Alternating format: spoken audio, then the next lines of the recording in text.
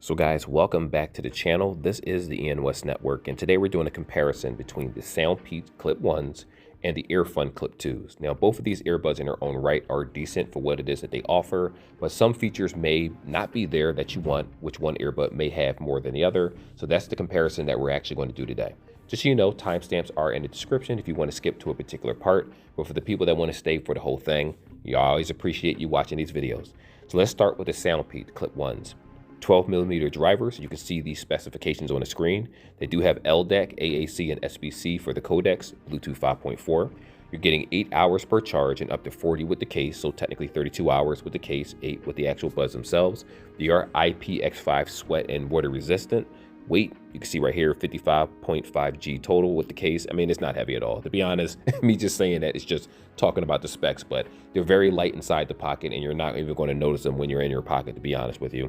You do have touch controls. You have the option to actually turn them off in the settings if you want to with the actual Soundpeats application. You do have app support also. Now, another thing is you have wear detection, which is in-ear detection. You have Dolby Audio built in, customizable EQs. You even have a feature where you can eject water out of the headset if it gets wet. You do have a Find My option with these particular buds, which is pretty cool. You want to make sure you get the most features with your device, and so far the Soundpeats actually deliver on that. Now, on the other hand, the Earfun Clip 2s are also jam-packed with features. Some, it doesn't have the same ones that the Clip 1s, but it also has features that the Clip 1s don't have. So for example, this doesn't have in-ear detection. It doesn't have that feature that allows you to eject water in case they get wet, but they are IP55X rated, so you don't really have to worry about anything in terms of wetness. Just make sure that the headset is actually clean before putting them back inside the case itself. You do have wireless charging with this headset, while the other one doesn't have that. On top of that, it's LDAC, AAC, SBC for the codecs, 12mm drivers. You do have Bluetooth version 6.0, and I do notice that the Bluetooth connectivity is actually faster on this one than it is on the Soundpeats. So like I said before, always keep in mind which features matter more to you when using a headset. You're getting a long battery life, which is going to be 11 hours on a charge, 40 hours included along with that 11 hours in a case. But if you happen to use it for LDAC, it will cut the music down to about 6 hours of listening time, and you do have fast charging with this headset also. So both of them have app support, both of them have tons of features. These headsets in their own right are pretty decent, but hopefully this review will help you guys decide which ones you actually want to purchase. Now, with that being said, timestamps are in the description. Let's get right into this video and not waste any more time.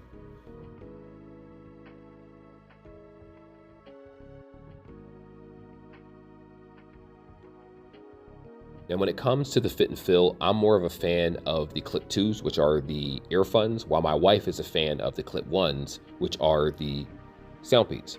I'll give you the reasons why. The Earfuns are looser on the ear. They're more flexible. They're easier to take on and off the ear. So if you are using these and you have larger ears or even smaller ears or medium-sized ears, again, all ears come in different shapes, so I can't tell you which one's going to be the best for you. But I do feel like this one is a lot looser and more versatile in terms of fit all. Now, the negative aspect about them being very big is that my wife has extremely small ears, so much so that the doctor says she has very small ears. So the Earfun Clip 2 sometimes start slipping off of her ear, and she just has to push them back up, and she's good to go. Now, on the other end, the Clip 1s, which are the Soundpeats, they're naturally tighter on the ear in general. For some people, it may feel like it pinches too much of the air, or if you move it back and forth to kind of find a spot that feels more comfortable for you, because it does take a second to get used to clips. If you've never used it before, it can feel weird. You might accidentally scrape your ear because of how tight the bud actually is, because it does hug the inside of your ear. But if you're careful, you shouldn't have this problem whatsoever. And, you know, for her, if she's running, if she's jogging, if she's exercising, going to the gym, things like that, she'll go ahead and use the Clip 1s, and she says they don't move on her ear at all. But again, I can use both of them without a problem. I don't feel any soreness, but I do notice that the Clip 1s, again, do pinch the ear a little bit more. So if you have a bigger ear size, the Clip 1s you'll notice are on your ears. Again, I don't think it's going to cause any problems for you, any like fatigue, ear fatigue, or anything like that. But the maximum comfort is definitely going to be the Earfun pair in this regard. This right here is a sound sample of how the Earfun Clip 2s are going to sound if you're using them for recording or talking on the phone. I am recording through the Samsung application. It's a microphone that allows you to actually use the Bluetooth microphones for recording so that we can get an accurate description of how these microphones are going to be. So if you're thinking about buying these buds, remember this level of quality is what you're going to get with the Earfun Clip 2s. This is going to be a sound sample of the Soundpeats Clip 1s, and how good they are or how bad they are, I'll leave that to the audience to actually decide. I am recording with the Samsung application, which allows you to actually use the microphones for the built-in Bluetooth in order to do these recordings. So that way we can get an accurate assessment on how clear or lack of clarity that the microphones have. And I'll leave that to you, the public, to decide yourselves. So I have this little diagram on the front of the screen for you guys to follow along with me so you'll understand where I'm coming from. We're going to go over the lows, the mids, and the highs and explain which headset does which better. And hopefully that'll determine, which headset you prefer buying, especially for this holiday season coming up. Deals on Amazon are popping up and whatnot, and you want to make sure that you spend your money on the right product. So when it comes to lows, let's figure out what that is. It says they provide the foundational power, boom, and rhythm of a track. Sounds in this range include kicks, drums, bass guitars, and sub bass. I'm going to go ahead and give the bass to the Soundpeats in this regard. Now, the Soundpeats have a feature called dynamic EQ. It makes it sound like really deep and really rich and like surround sound like on clip earbuds, which is actually a good thing. It really enhances the quality of sound, and that oomph in that bass is much deeper than on the Earfuns. Though I do want to say that the bass on the Earfuns is perfectly fine.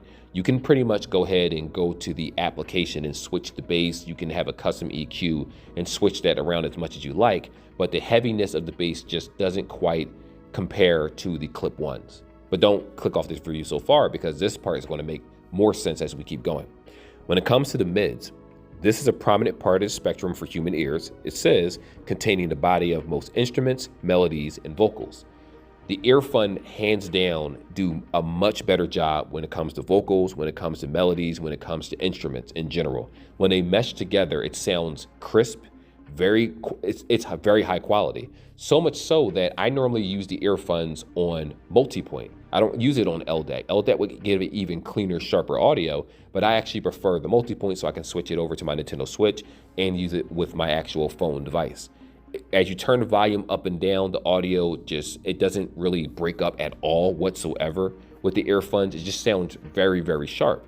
Now, granted, the bass may not be as heavy, but you still do have decent enough bass where you can just bop your head to the song and it won't be an issue for you. Unfortunately, in this regard, when it comes to the Clip 1s, the Soundpeats, you start noticing that the vocals and the audio sound a little muddled when more instruments start getting introduced. So as you turn the volume up past 50%, it doesn't break apart or anything like that, but the sharpness and the quality is very evident from this point that the Earfuns have much sharper audio. But again, if you're listening to songs like Linkin Park, if you're listening to AC/DC heavier music that has heavier bass, you may prefer the Clip 1s because of that dynamic EQ feature, which is really, really good. But the sharpness and cleanness of the audio is going to come from the Earfuns. Hands down, it's going to be better in that regard. So let's say you're listening to podcasts or other TV shows or classical music or anything else. If that bass isn't there, you're going to notice what the Earfuns actually have, while you're going to notice what the Clip 1s are missing in terms of sharpness of audio. Now, lastly, we have the treble, the highs. This is normally the sound range includes between cymbals, the snap of a snare drum, acoustic string, overtones, etc., right? Again, the Earfuns are going to have the sharper audio. So no matter what you say in this regard, I do feel like the Earfuns overall have a better sound profile than the Clip 1s. So if you're a Clip 1 user, I don't suggest buying the Earfuns because they're perfectly fine. They're still in the same category of headphones in terms of quality and cost. It's just that they offer different sound values based on what you want. Me personally, I stick to the Earfuns because the vocals are clean. I listen to podcasts, I listen to church music, I listen to a lot of different things, and I want cleaner audio. And to be honest, a lot of stuff that I listen to doesn't even have heavy bass anymore, so that just works better for my particular lifestyle. But if you want that booming, bass, heavier effect, the dynamic EQ and the Clip 1s are going to be better for you. But if you want better mids and highs, you're definitely going to go to Earfuns for that. So just keep that in mind.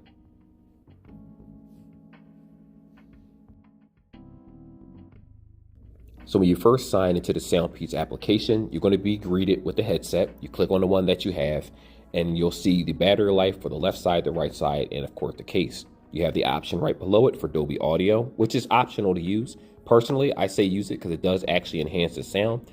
you have an option between a music mode and a movie mode, which both of them sound pretty good, especially with dynamic EQ turned on. Now, with that being said, right below that, you have gesture controls. You only have double taps and you only have triple taps, and the options are going to be exactly the same. So where it says L undefined, I have it where my tap controls are turned off, but you do have the option for volume up, volume down, pause and play, game mode, previous track, next track, and voice assistant. It's going to be the same thing when I tap on the right earbud for double tap right here. And then we're going to scroll down to where it says triple tap. And like I said before, the customization is pretty bare bones and basic. It just allows you to change the volume, next track, previous track, things like that, which is more than enough for a headset itself. Personally, I don't really use touch controls. I just use my phone or whatever device I'm using at the time, the Nintendo Switch, but you have the option available here. Now, after this, you have equalizer. You have the option, it says right here, EQ cannot be used with the following feature, Dolby Sound Dynamic EQ. If you want to use a particular equalizer preset, you're going to have to use that, unfortunately, without the dynamic EQ option that I talked about earlier in this video. But here are the EQs that you have. You have classic, bass boost, bass reduction, treble enhancement, rock and roll, etc., right here. My suggestion is to try the ones that you personally like. And if you don't like it, you also have the option for a custom sound effect, which is going to be basically a custom EQ. And just give it a second for it to actually load. When you tap this, you have the option of actually changing what the equalizers actually do. But for me, like I said, I use dynamic EQ and that's good enough for me. You also has a adaptive equalizer, but that requires some extra steps. I don't use that feature personally. I just stick to the EQ, the dynamic EQ that I like for the enhanced bass personally. A little bit lower, you have this thing called dual device connections. You can actually see which devices are connected or were previously connected, with these particular devices. This is how the multi-point aspect actually works. And if you want to, you could turn which two on. So for me, this is always connected to my A37, which is my primary phone, but then I have the option of actually using it with other devices like my Nintendo Switch or another phone. Most of these phones I don't even have anymore, iPhones and stuff, but the point is you have the option to switch between which multi-point connection device you actually want to use. You do have the option for LDEC right here. If you turn that on, multi-point won't work anymore because LDEC doesn't require you, well, it doesn't allow you to hook up to multiple devices. It'll just be the one. So if you only have a phone or if you only have a tablet or something like that, and you're not using this with another device, then LDEC would be a better option for you because it'll actually enhance the sound. But again, that dynamic EQ really makes the bass so much better that I leave LDEC off and just use dynamic EQ. You have disable touch controls right here. You have the dedicated game mode button if you don't use it under Dolby Atmos.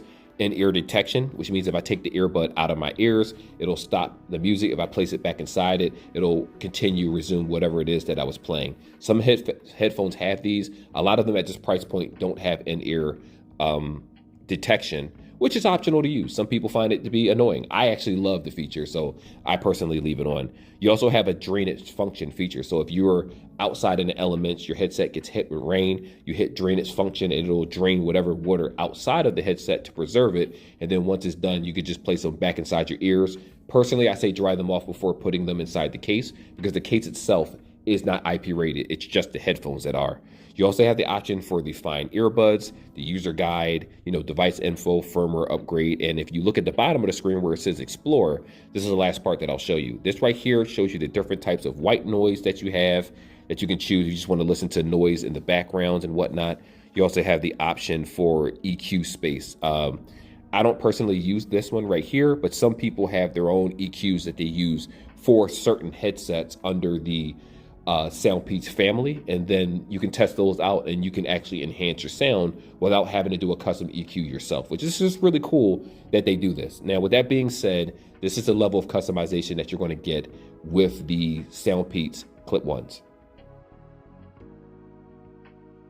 So when you first sign into the Earfun application, this is what you're going to be greeted with. The actual level of the buds themselves, after you sign in, of course, and the actual case. So you'll know which one needs to be charged at all times.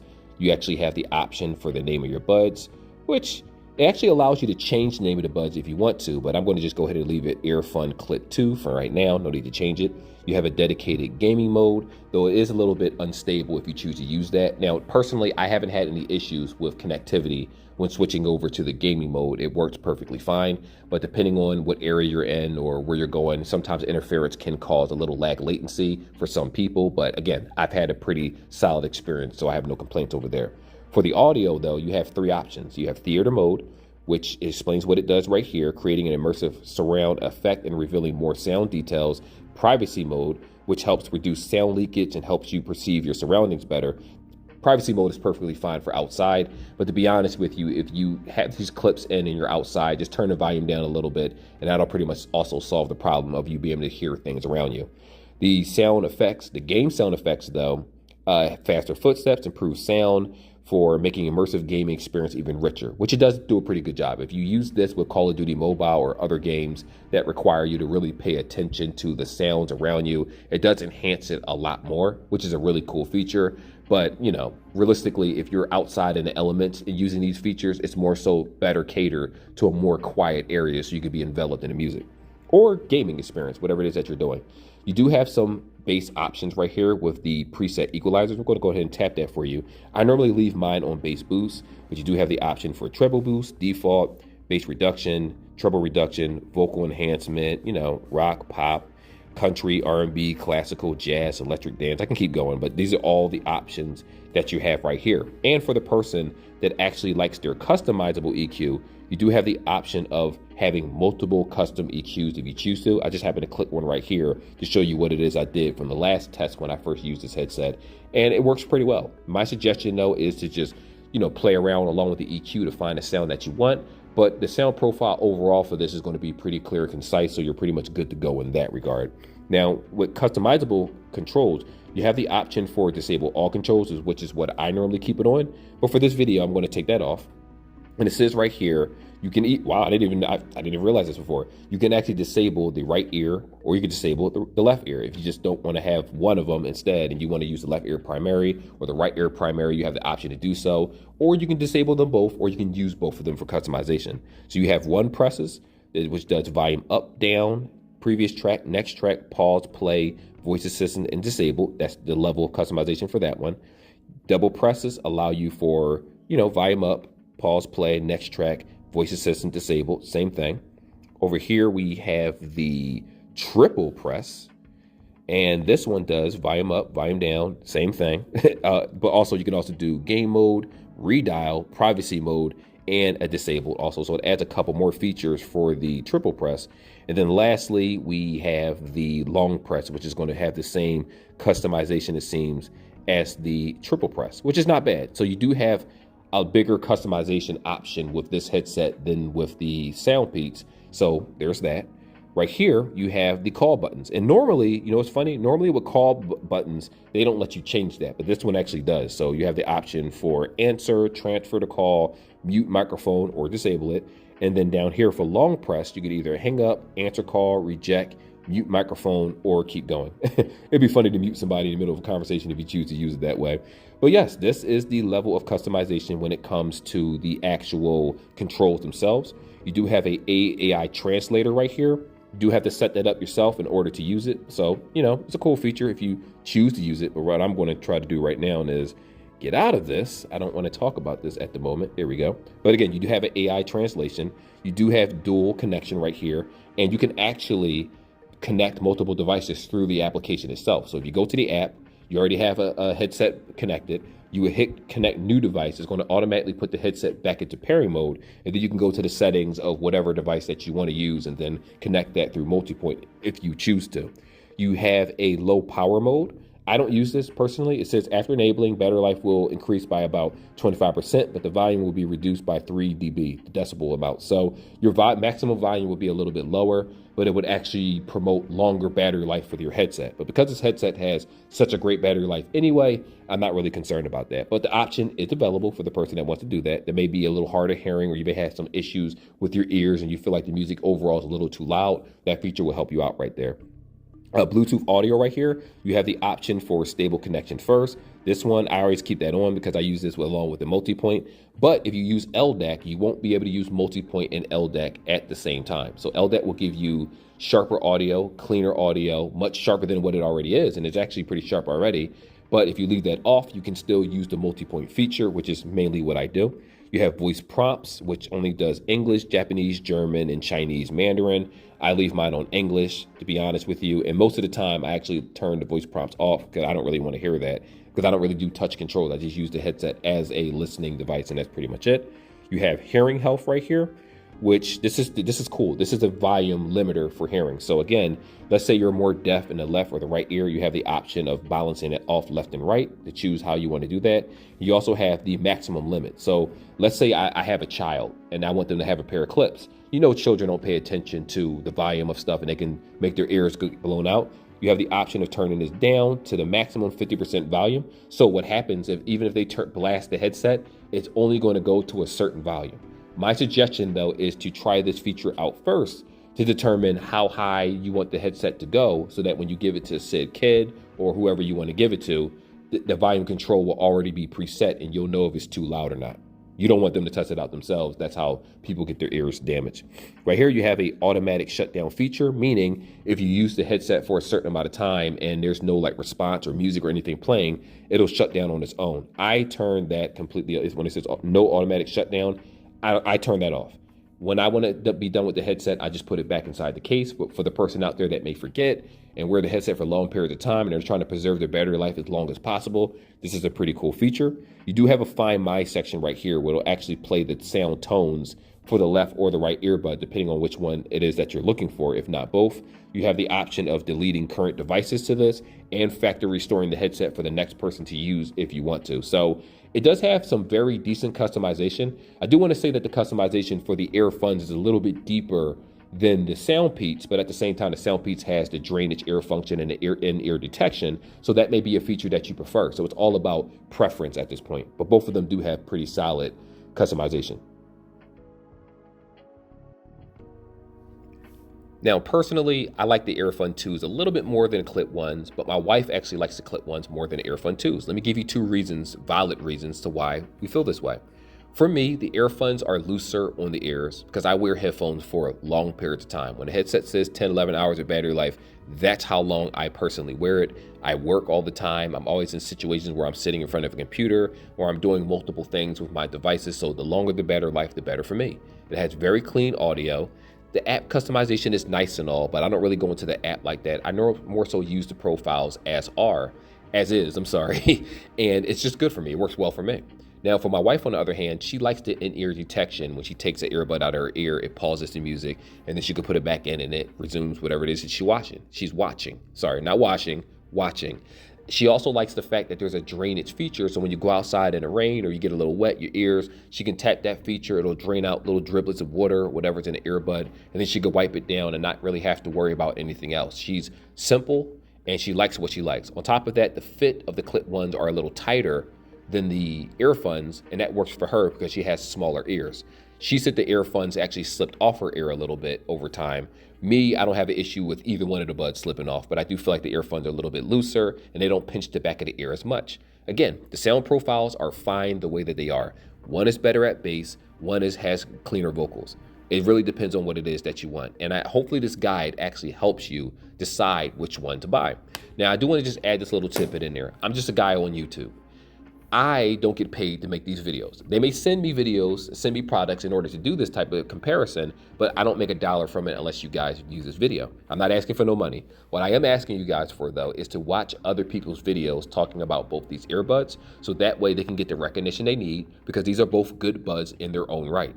I can't tell you which one is necessarily better. I can tell you which one I prefer, but it doesn't mean that, how I listen to music is going to be different than your experience. So naturally, spend your money the way that you're supposed to.